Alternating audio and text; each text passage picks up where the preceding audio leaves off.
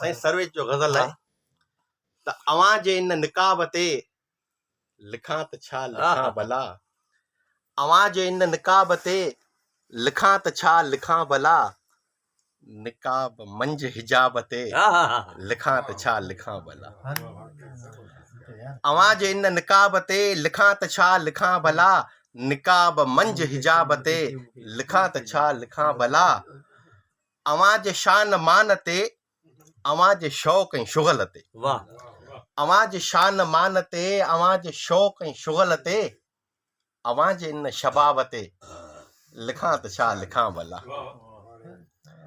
अवां जे सूंह ते लिखियल करोड़ा किताब ॾिस अवां जे सूंह ते लिखियल करोड़ा किताब ॾिस ऐं आऊं कंहिं किताब ते लिखां त छा लिखां भला खिलो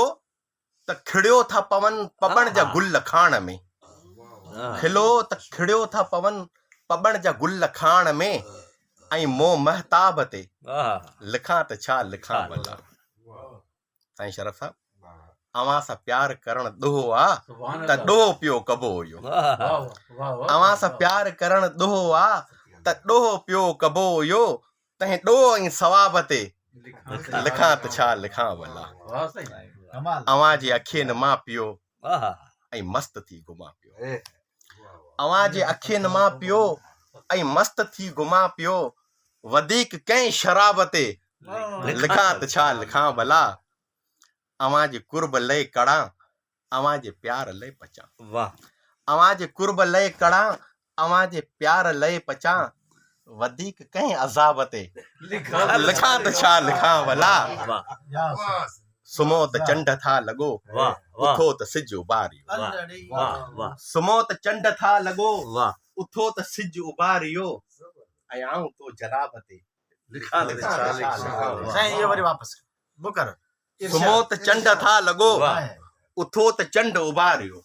सुम्हो त सिज था लॻो उथो त सिज उभारियो ऐं आऊं तो जनाब ते लिखां त छा लिखां भला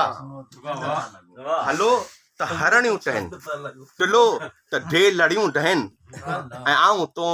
सूंह जे सहाब ते लिखां त छा लिखां भला मिलूं बि रोज़ रोज़ था पोइ बि चुपचाप ॿई मिलूं बि रोज़ रोज़ था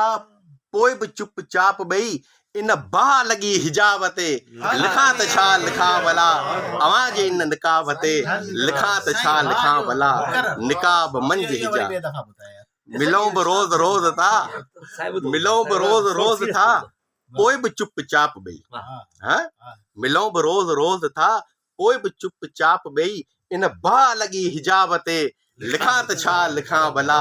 अवां जे इन निकाब ते लिखां त छा लिखां भला निकाब मंझ हिजाब ते लिखां त छा लिखां